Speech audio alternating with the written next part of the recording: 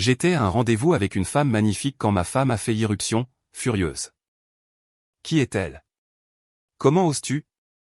J'ai souri. Voici la femme de ton amant et nous finalisons notre divorce. Elle a commencé à emmener son téléphone dans la salle de bain. C'est là que l'ambiance a changé. Avant ça, la maison, c'était simple. Les dîners à la petite table en chêne que j'avais fini le premier été après notre mariage. Les baskets près de la porte, 2 tasses sur le comptoir. Son fredonnement pendant qu'elle pliait le linge. Puis le téléphone est devenu une 3e personne à notre table. Elle le retournait face cachée quand j'entrais, puis le gardait quand même dans sa paume, comme une balle anti-stress. Le soir où j'ai demandé « Est-ce que ça va entre nous ?» Elle a continué de faire défiler. « Tout va bien », dit-elle sans lever les yeux. Juste fatiguée. Nouveau projet. Ne cherche pas plus loin. Je n'ai pas insisté. J'ai fait ce que fait un mari décent, j'ai rempli le réfrigérateur, fait tourner le lave-vaisselle, appris sa recette de saumon rôti sur un pense-bête. J'ai acheté des fleurs un mercredi, sans aucun anniversaire en vue. Elle m'a remercié sans un sourire. Un rapide, il ne fallait pas. Comme si j'avais déposé un colis à la mauvaise adresse. Si j'avais su où cela menait, j'aurais resserré ma ceinture de sécurité. Les retards au travail sont arrivés ensuite. Avant, elle envoyait un texto, je serai là à 18h. Tu veux quelque chose du traiteur? C'est devenu, en retard, puis rien. Puis la porte à 1h20 du matin. C'est pas prudent. La lumière du téléphone filtrant sous la porte de la chambre comme un phare pour des navires qui n'étaient pas moi. Gros projet, ai-je demandé un samedi matin, en faisant des crêpes que je savais qu'elle ne toucherait pas. Ils m'ont surchargé de travail, dit-elle. On va surmonter ça. N'en fais pas toute une histoire. Je n'en fais pas toute une histoire. J'ai glissé une assiette vers elle. Je fais le petit déjeuner. Elle a pris une photo des crêpes et ne les a pas mangées. Son sourire sur la photo semblait vrai. Celui qu'elle m'a donné après ne l'était pas. Pendant ma pause déjeuner le lundi, je suis allé à son bureau avec sa salade préférée et un café, lait d'avoine, extra chaud, comme elle l'aimait quand elle était de bonne humeur. L'étage de son équipe avait des murs en verre, un aquarium avec des chaises. Elle était dans l'une des pièces vitrées, et elle n'était pas seule. Le type se tenait assez près pour voir sa pince à cravate. Il parlait avec ce rire discret que les gens prétendent être professionnels. Elle a touché ses cheveux. Il s'est penché. Ce n'était pas un rire de tableur. La réceptionniste, une jeune femme joyeuse d'une vingtaine d'années qui portait un rouge à lèvres vif, est apparue à côté de moi. Elle est en réunion, dit-elle assez fort pour que la salle de verre entende. Ma femme a levé les yeux. Son visage s'est réarrangé en ce sourire qu'elle me faisait au supermarché quand elle trouvait le dernier avocat mûr. Elle est sortie, douce et légère. « Oh, salut, dit-elle. C'est gentil. Qu'est-ce qui t'amène ici? » Le déjeuner, dis-je en brandissant le sac. Et du café. Elle a jeté un coup d'œil derrière elle vers le type, puis de nouveau vers moi. Nous étions juste en train de terminer une réunion. C'est un client très exigeant. Elle l'a dit comme la chute d'une blague. Il a levé 2 doigts dans un salut paresseux à travers la vitre.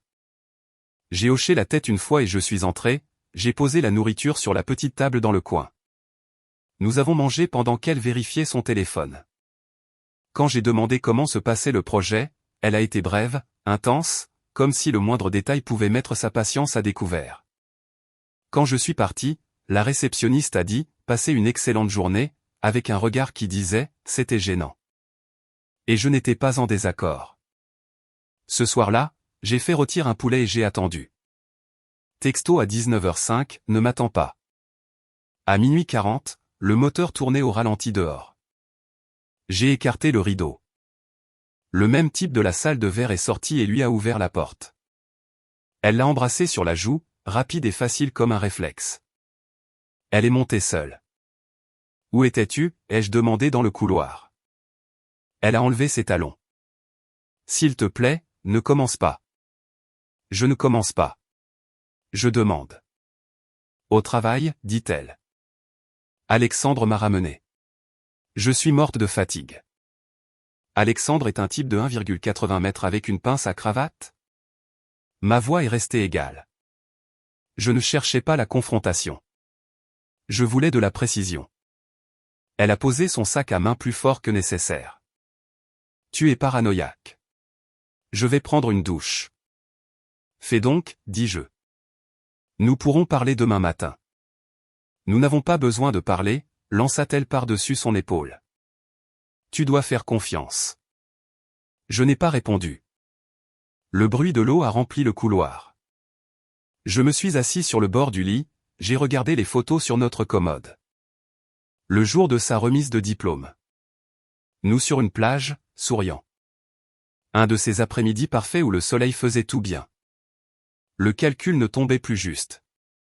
Le matin, je l'ai embrassé sur la joue, je lui ai souhaité une bonne journée et je suis allé voir un détective privé qu'un de mes amis, Michel de l'atelier, avait utilisé quand un partenaire commercial avait commencé à égarer des stocks. Le bureau du détective avait des stores qui fonctionnaient vraiment et une cafetière qui ne fonctionnait pas. Il a écouté, a posé 3 questions, a écrit le montant de la compte sur une carte comme un coiffeur note un rendez-vous. 2 jours, dit-il. Peut-être 3. Ne faites rien de stupide. Ce n'est pas mon genre, dis-je. Bien, dit-il. Ce n'est pas la télévision. Je n'ai pas joué au cow-boy. J'ai ajusté ma vie. Le premier ajustement fut le temps. J'ai arrêté de veiller après minuit. Le dîner est passé à 18 h. Assiette, fourchette, serviette, et si elle n'était pas sur sa chaise à 18h30, l'assiette allait au réfrigérateur et je mangeais. Le deuxième ajustement fut l'accès. J'ai déplacé nos virements automatiques sur 2 comptes. Les factures étaient payées. Ces extras sans fin ne l'étaient pas. J'ai envoyé un texto, budget mis à jour. L'essentiel est couvert. Nous parlerons des plans le dimanche à 21 h. 15 minutes. Si tu le manques, on fait avec ce qu'on a. Pas une punition. De la clarté. Sa réponse est arrivée 2 heures plus tard. Sérieusement? Tu me punis? Non, ai-je répondu. Je fixe un calendrier. Tu es occupé. Je suis occupé. Ce soir-là, elle est rentrée pile à 22 h, ce qui était considéré comme tôt selon les nouvelles normes. Elle se tenait dans l'embrasure de la porte de la cuisine, les bras croisés. Cette nouvelle routine de banquier, dit-elle. Qu'est-ce que c'est? Ça s'appelle être un adulte, dis-je en me servant un verre d'eau. Et dormir. Tu ne me contrôles pas, dit-elle. Correct, dis-je. Je contrôle mon temps. Tu peux en faire partie ou non. Elle m'a observé un instant. Tu es froid. Je suis clair. Elle a hoché la tête une fois, a mis son téléphone dans sa poche arrière et n'a rien dit. La ligne avait été tracée. Elle a fait semblant d'être offensée. J'ai fait semblant de ne pas remarquer. Ces 2 comédies valaient mieux que le silence que nous avions eu. 2 jours plus tard, le détective a envoyé un texto, dossier prêt. Appelez-moi. Il a fait glisser des photos sur un bureau sans aucun drame. Si vous avez déjà été frappé par quelque chose que vous voyez venir, vous savez à quel point la sensation est étrange. À la fois préparé et surpris. Des halls d'hôtel. Le parking devant son bureau. Le même type. Date, heure. Une capture d'écran d'elle s'approchant de lui sur le trottoir. Sa main sur son revers. Tout cela ressemblait à des adultes faisant des choix. Vous voulez que je continue, demanda-t-il. Non, dis-je. C'est assez. Il a placé un dernier élément sur la pile. Une carte de visite. Laure, écrit à la main au dos, un numéro de portable griffonné d'une écriture soignée et inclinée. C'est sa femme, dit-il. Vous pouvez l'appeler ou vous pouvez ne rien faire. Je vais appeler. Un conseil, dit-il. Restez correct. Je le serai, lui dis-je. Je ne suis pas ici pour faire un spectacle. J'ai appelé Laure depuis ma camionnette, garée derrière le magasin de bricolage pour m'éloigner du bruit. Elle a répondu à la 3e sonnerie, la voix stable. Ici Laure. Bonjour, dis-je. Je m'appelle Rémi. Je pense que nos conjoints passent du temps ensemble. J'ai gardé mon ton neutre, simple. J'ai des heures et des photos. Je ne suis pas là pour faire un scandale. Je préférerais parler en personne. Silence, puis une respiration mesurée. Je peux vous retrouver dans 1 heure. Il y a un café rue du Platane. Dans le coin du fond. Elle était là avant moi, les cheveux bruns relevés. Tenue de bureau décontractée, soignée. Elle ne perdit pas de temps en paroles. Montrez-moi, dit-elle. J'ai fait glisser le dossier. Elle a regardé, page par page. Ses mains ont tremblé une fois, puis se sont immobilisées. Il m'a dit qu'il était le mentor de quelqu'un, dit-elle d'un ton plat. Il a dit que c'était important pour sa carrière. Il lui a dit qu'il était un client exigeant, dis-je. Elle a levé les yeux. Je déteste que ce soit drôle. Ouais, dis-je. Moi aussi. Nous sommes restés là avec 2 tasses qui ont refroidi et une pile de papier qui semblait plus lourde qu'elle n'en avait l'air. Quand la serveuse est venue voir, Laure lui a fait le genre de sourire que les gens font quand ils sont polis avec des inconnus et se tiennent avec du ruban adhésif. « Que veux-tu faire » demanda Laure. « Demander le divorce » dis-je doucement. Rapidement. Elle a hoché la tête. J'ai une avocate qui est efficace. Je n'ai pas dit le mot qu'on n'est pas censé dire. Je n'en avais pas besoin. Nous comprenions tous les deux la forme de la situation. J'ai rencontré son avocate le lendemain matin, une femme d'une 50aine d'années avec une voix vive et un bureau sans désordre. Elle a lu, a demandé, a conseillé, puis a posé une main sur le dossier comme pour prendre note de son poids. Pendant que les documents sont en cours, dit-elle, n'annoncez rien. N'essayez de piéger personne. Laissez le processus suivre son cours. Gardez vos finances stables, vos communications brèves, vos attentes basses. Ça, je peux le faire, dis-je. J'ai quitté son bureau et j'ai tracé une autre ligne. J'ai annulé un week-end que nous avions prévu des mois auparavant et je l'ai transformé en partie de pêche avec Michel et son frère. J'ai retiré de mon trousseau la clé qui ouvrait le garage de son bureau. J'ai mis nos calendriers en partage mais non fusionnés. Ce soir-là, pendant le créneau de 15 minutes que j'avais programmé, je me suis tenu dans la cuisine et j'ai fait simple. Les dimanches sont ma journée maintenant, dis-je. Salle de sport le matin, atelier l'après-midi, appel le soir. Je ne serai pas disponible pour des faveurs de dernière minute. Elle se tenait de l'autre côté de l'îlot. Waouh, dit-elle. Je suis vraiment désolé de déranger ta toute nouvelle indépendance. Tu ne l'as pas dérangée, dis-je. Tu l'as inspirée. Elle a souri sans chaleur. Tu es mesquin. Non, dis-je. Je ne suis même pas créatif. J'en ai juste marre d'improviser.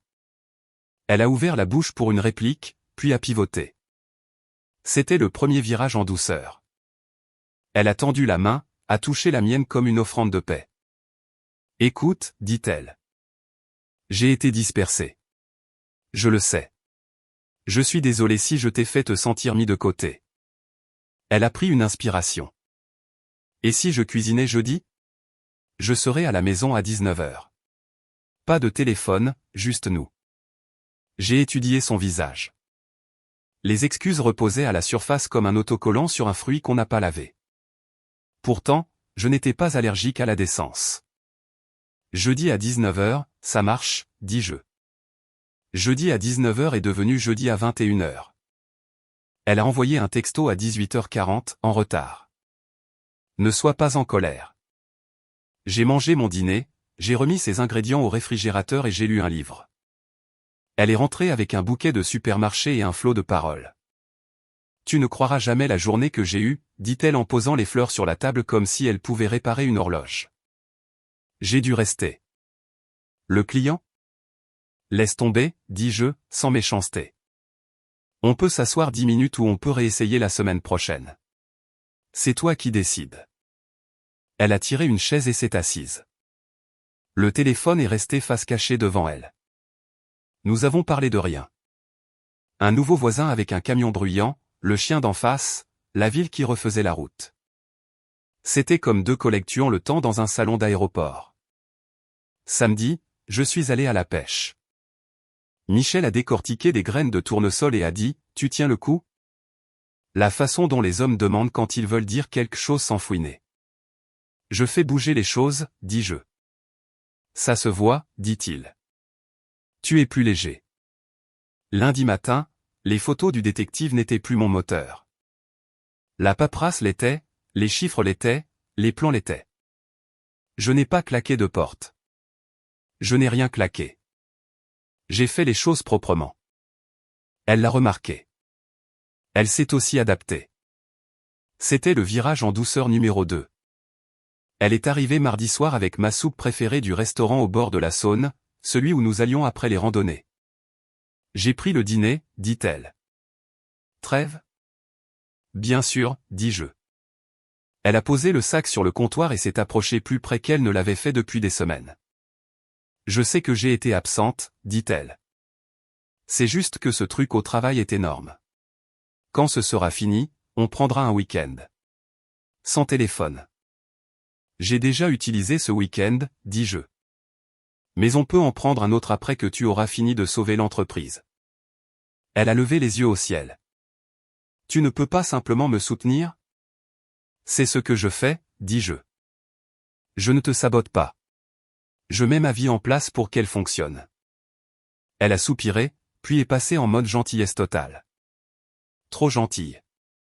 Débarrassant les assiettes en plein repas, me demandant comment s'était passée ma journée, riant à des choses qui étaient à peine des blagues. Si la gentillesse avait un poids, ça aurait été une couverture lestée. C'était le genre de générosité qui arrive après l'appel de la banque pour un découvert. Le lendemain matin, j'ai reçu l'appel de Laure. Les documents sont déposés, dit-elle. De mon côté, en tout cas. Ton avocate s'est synchronisée avec la mienne. Bien, dis-je. Il est temps pour la dernière étape. Quelle est la dernière étape? Quelque chose d'honnête, dis-je. Pas de cris, pas de spectacle, juste une table et des faits. Elle n'a pas sourcillé. Dis-moi où et quand.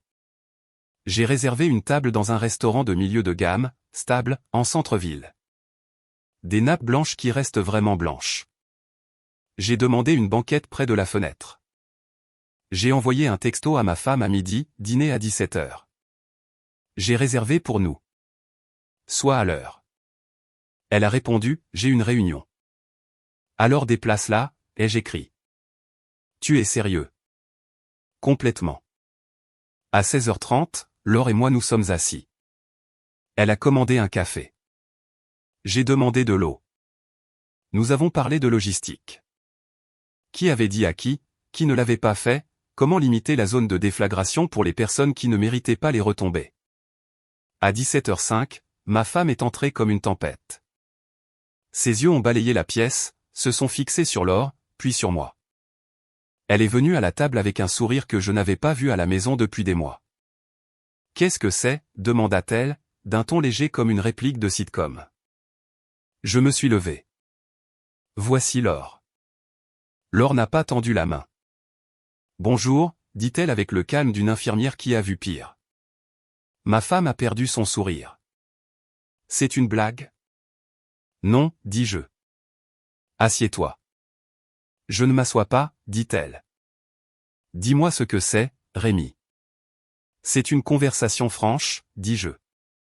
J'ai posé une enveloppe en papier craft sur la table. Tu veux regarder ça? Elle n'a pas bougé. Ouvre-la, dit Laure, sans méchanceté. Ce n'est pas un piège. Ma femme s'est assise, a tiré sur le rabat et a sorti le contenu. Elle n'a pas dépassé la deuxième photo. Les horodatage faisaient la narration. Elle a levé les yeux, la bouche prête avec des mots, n'en a trouvé aucun, et a de nouveau baissé les yeux. Ce n'est pas, commença-t-elle. Si, ça l'est, dis-je. Et tu le reconnais. Elle a tapé la pile pour en faire un tas bien net. Tu m'as fait suivre? C'est malsain. Ce qui est malsain, dis-je en gardant ma voix égale, c'est de prétendre que la vérité est une rumeur. J'en ai fini avec les rumeurs. Laure a tapoté l'enveloppe. Il y a des documents là-dedans aussi, dit-elle. Nous ne sommes pas ici pour nous battre. Nous sommes ici pour énoncer la réalité et les prochaines étapes. Ma femme l'a regardé avec un regard qui aurait fait fondre une personne plus faible. Tu as eu le temps de déposer des papiers, mais pas de m'appeler. Laure a soutenu son regard. Je t'ai beaucoup appelé, dit-elle. Tu n'as pas répondu. Lui, si. Elle a fait un signe de tête vers les photos. Je n'ai pas besoin de tes commentaires. J'ai besoin de ta signature là où mon avocate l'a demandé. Ma femme s'est de nouveau tournée vers moi. Tu es incroyable. Tu organises cette embuscade dans un restaurant. Ce n'est pas une embuscade, dis-je. C'est en public pour une raison. On dit ce qui est vrai. On se comporte comme des adultes, et ensuite on agit. Que veux-tu, demanda-t-elle. J'ai déjà fait ce que je voulais, dis-je. J'ai demandé le divorce. Tu recevras ta copie. Elle a laissé échapper un petit rire qui semblait douloureux. Oh, tu as demandé le divorce? Génial. Alors, c'est toi le héros maintenant. Pas un héros, dis-je. Juste un homme qui a fini de négocier avec la météo. Elle m'a regardé fixement comme si elle attendait que je me rétracte. Je ne l'ai pas fait. Elle a regardé Laure. Toi, dit ma femme.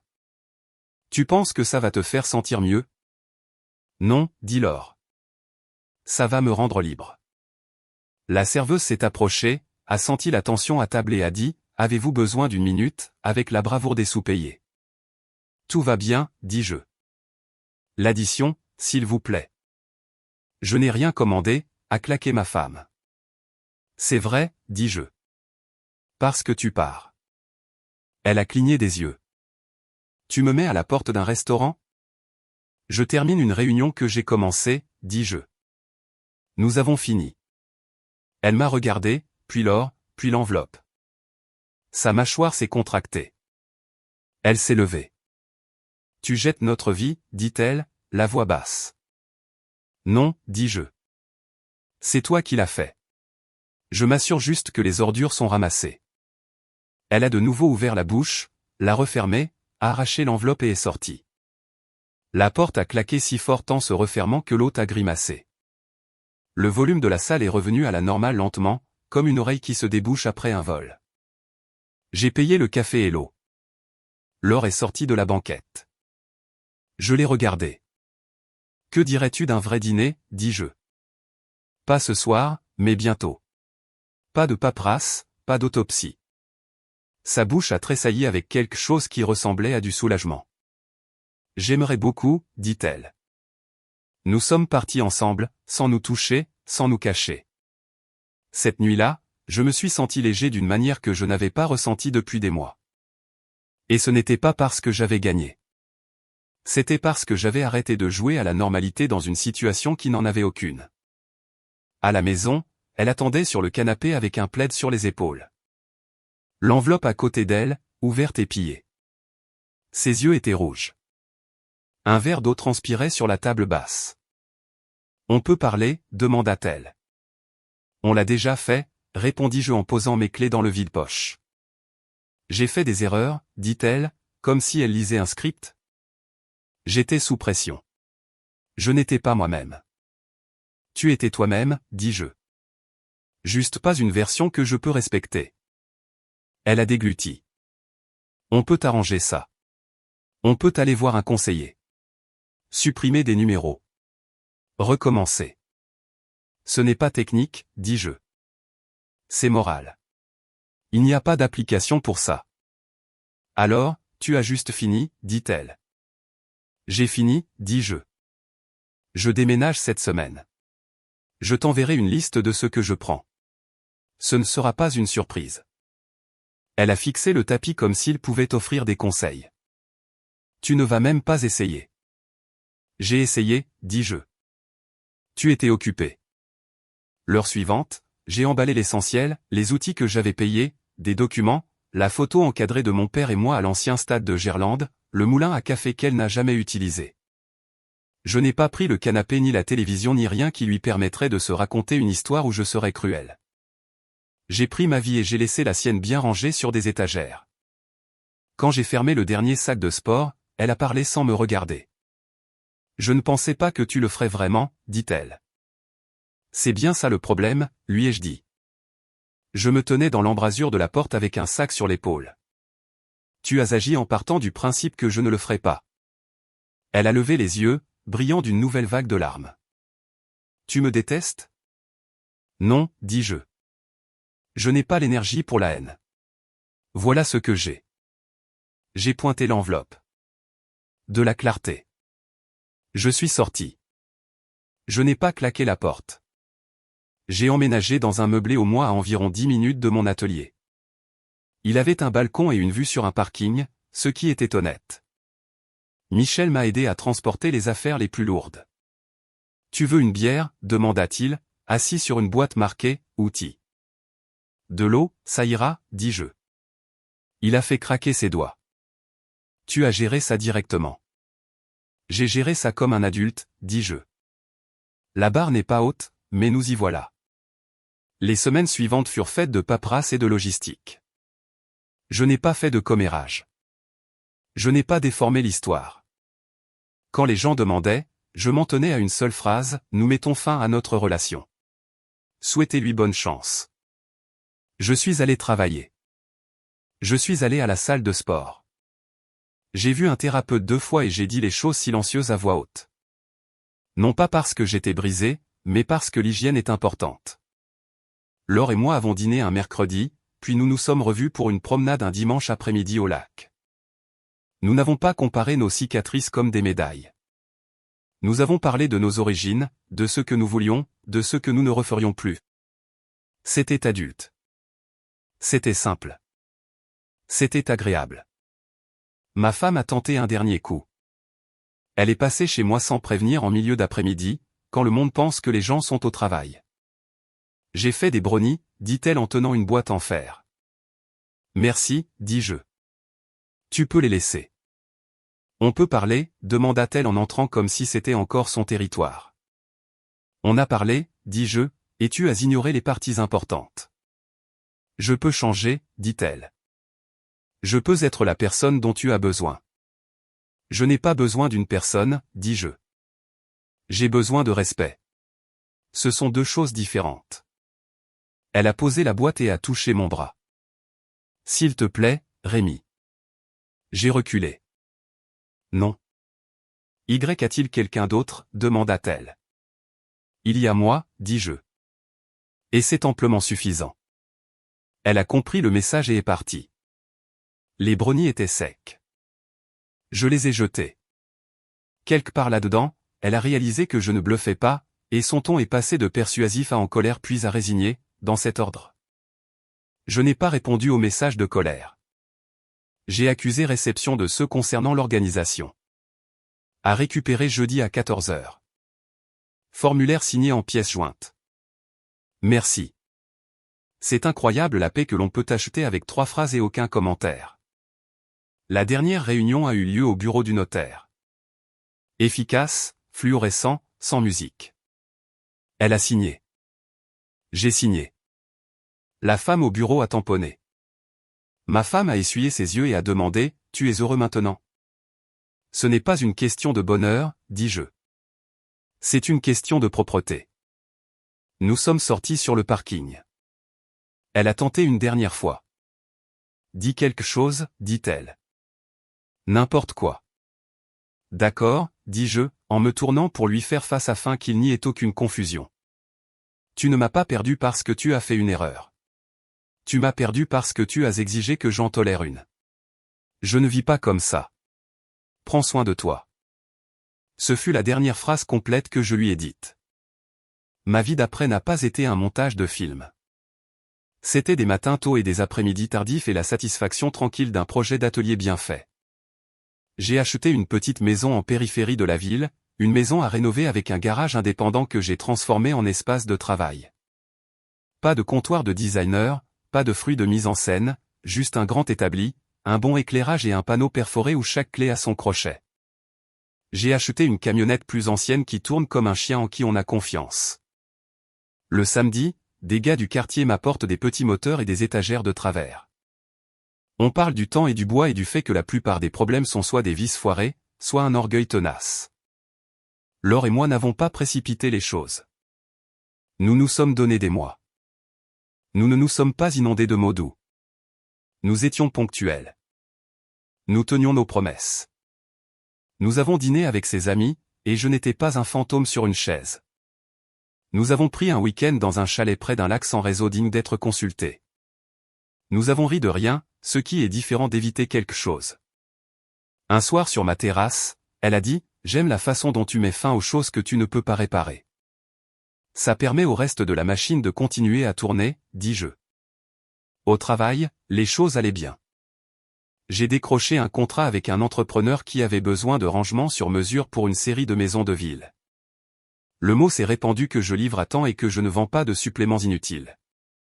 Mon calendrier s'est rempli pour les 3 mois à venir. Michel a commencé à passer plus souvent, puis a plaisanté en disant qu'il allait voler mes meilleurs gabarits. Je lui ai dit d'apporter des croissants à la place. Il l'a fait. J'ai eu des nouvelles de mon ex par les canaux détournés qui transportent les nouvelles dans les petites villes. Elle a emménagé dans un appartement plus près du centre-ville. Ce client n'est pas devenu un mari. Les politiques de bureau qui lui donnaient l'impression d'être importantes ont tourné, comme le font les politiques de bureau. Les gens qui riaient à ses blagues ont arrêté. Elle a tenté quelques grands gestes en ligne. Ils ont reçu des commentaires puis ont sombré. Je n'ai pas jubilé. Je n'ai envoyé de capture d'écran à personne. J'ai gardé mon énergie pour de meilleures choses que de réchauffer de vieux plats. De temps en temps, la réceptionniste de son ancien bureau, Chloé était son nom, j'ai fini par la prendre, s'arrêter à l'atelier pour faire couper une étagère ou réparer un pied de tabouret. La première fois, elle s'est tenue près du comptoir et a dit « J'ai toujours aimé la façon dont vous vous êtes comporté ce jour-là. Non pas que ça ait de l'importance, mais vous étiez calme. Faire du bruit ne fait pas avancer la paperasse, dis-je. » C'est vrai, dit-elle en souriant. Au bureau, les gens parlent encore de l'enveloppe. Laissez-les parler, dis-je. C'était honnête. Quand je ferme l'atelier le soir, j'aime le son que fait un bon peine dormant. C'est net, final, sans jeu. La lumière de ma terrasse s'allume. Le chien du quartier aboie 2 fois comme s'il pointait mon arrivée. Parfois, je fais du pop-corn dans une poêle parce que c'est meilleur comme ça. Et je suis un homme de loyauté simple. Si vous attendez que je dise que je pardonne tout et à tout le monde, vous attendrez longtemps. Mon affaire, ce n'est pas l'absolution. C'est de poser des limites. C'est comme ça que les adultes empêchent leur vie de saigner partout sur le sol. Mon ex l'a appris tard. Je l'ai appris à temps. Je n'ai pas besoin d'une parade pour ça. J'ai besoin d'une bonne nuit de sommeil et d'un atelier propre. Les gens me demandent si je ferais quelque chose différemment. Je ferai une chose, agir plus tôt. La première fois que le téléphone est allé dans la salle de bain, j'aurais dû retirer mon temps de l'équation. Pas pour punir. Pour être clair. C'est la leçon. Ne discutez pas avec le brouillard. Allumez les lumières. Si quelqu'un plisse les yeux face à la luminosité, ce n'est pas votre faute. Le dernier message qu'elle m'a envoyé était des mois après que le tampon ait séché. Je pensais que nous étions solides, a-t-elle écrit. Je pensais que tu ne partirais jamais. J'ai regardé le message une seconde, puis j'ai appuyé sur supprimer. Pas par dépit, par maintenance. Voici ce que je dis à Michel quand nous sommes assis sur le haillon de ma camionnette après avoir chargé du bois. Ce n'est pas que je ne crois pas en l'amour. J'y crois. C'est juste que je n'échangerai pas le respect contre lui. Si ça fait de moi quelqu'un de froid, très bien. Mes mains sont chaudes. Je gagne mon sommeil. Un dimanche soir à la fin de l'automne, Laure et moi étions dans mon garage à regarder un coffre en cèdre que j'avais fabriqué pour l'anniversaire de sa nièce. Le résultat était impeccable. Le couvercle s'ajustait bien. Pas de cliquetis. C'est vraiment bien, dit-elle en passant la paume de sa main sur le dessus. Tu sais ce que j'aime le plus? Quoi? Tu n'as pas parlé de le fabriquer, dit-elle. Tu l'as juste fabriqué. C'est ça l'astuce, dis-je. Elle a hoché la tête, puis a pris ma main. Simple comme d'appuyer sur un interrupteur. Nous sommes entrés. La lumière de la terrasse s'est éteinte derrière nous sans que j'aie à y penser. C'est comme ça que je vis maintenant. Régler l'interrupteur, le laisser fonctionner, et si quelque chose arrête de fonctionner, le remplacer. N'argumentez pas avec une prise cassée. Ne la suppliez pas de faire des étincelles. Installer en une nouvelle, serrer les vis et passer à autre chose. Je vous laisse avec ceci. Le jour où j'ai rangé la dernière boîte dans le garage et l'ai étiquetée sans traîner, j'ai envoyé à Michel une photo du panneau perforé. Il a répondu, au poil. Puis il a ajouté, comment va la tête? J'ai répondu, droite. Il a envoyé un pouce levé parce que les hommes de plus de 40 ans sont constants comme ça. Ce n'est pas un conte de fées. C'est un registre net. Elle a perdu le confort qu'elle tenait pour acquis. J'ai perdu le bruit dont je n'avais pas besoin. Laure a gagné un partenaire qui est présent. J'ai gagné mon propre respect. Voilà le rendement. Voilà toute l'histoire. Et si j'entends un jour le moteur tourner